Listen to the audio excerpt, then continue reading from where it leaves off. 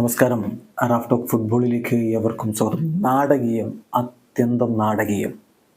CONCACAF champions കപ്പിന്റെ round of 16 ആദ്യപാദ മത്സരത്തിൽ നാഷ്വില്ലെക്കെതിരെ ഏകപക്ഷീയമായ 2 ഗോളിന് പുറകിൽ പോയതാണ് ഇന്റർ മയാമി.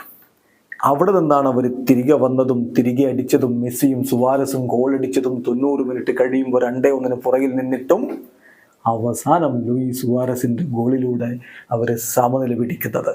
ഈ സമനിലയോടുകൂടി എവേ ഗോളുകളുടെ ആനുകൂല്യം ഇന്റർ മയാമിക്ക് ലഭിക്കുന്നു എന്നതുകൂടി ശ്രദ്ധിക്കുക. കൃത്യമായിട്ടുള്ള ആധിപത്യത്തിലേക്ക് അതോടുകൂടി കാര്യങ്ങൾ പോയിരിക്കുന്നു. മത്സരം നാഷ്വില്ലിന്റെ മൈതാനത്തായിരുന്നു.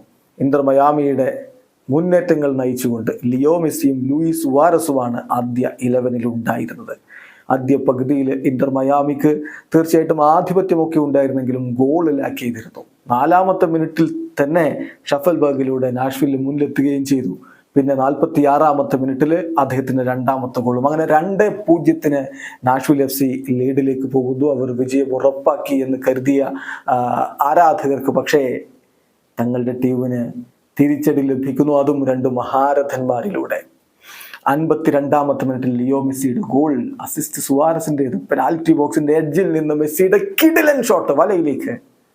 യെസ്, മയാമി തിരികെ വരുന്നു. എങ്കിലും നിർണായകമായ ഗോളിന് വേണ്ടിയിട്ടുള്ള പോരാട്ടം അങ്ങനെ നീണ്ടു. 90 മിനിറ്റിന് ശേഷമാണ് അവസാനം ആ ഗോൾ പിറക്കുന്നത്. ലൂയിസ് സുവാരസ് ടീമിനെ ഒപ്പം എത്തിച്ച ഹെഡർ ഗോൾ നേടുന്നു. ബൂസ്കറ്റ്സിന്റെ അസിസ്റ്റിൽ നിന്നാണ് ആ ഗോൾ വന്നത്. ഏതായാലും 2-2 സമനില കോൺകാഫ് ചാമ്പ്യൻസ് കപ്പില് എവേ ഗോൾ നേടാൻ കഴിഞ്ഞിരിക്കുന്നു. ഇരട്ട എവേ ഗോളുകൾ നേടാൻ കഴിഞ്ഞിരിക്കുന്നു എന്ന ഒരു ആനുകൂല്യം മയാമിക്ക് ലഭിക്കുന്നു. രക്ഷകരാകുന്നു മെസ്സിയും സുവാരസും. വീഡിയോ അവസാനിക്കുന്ന ഫുട്ബോൾ ലോകത്തെ കൂടുതൽ വിശേഷങ്ങളുമായി റാഫ് ടോക്ക്.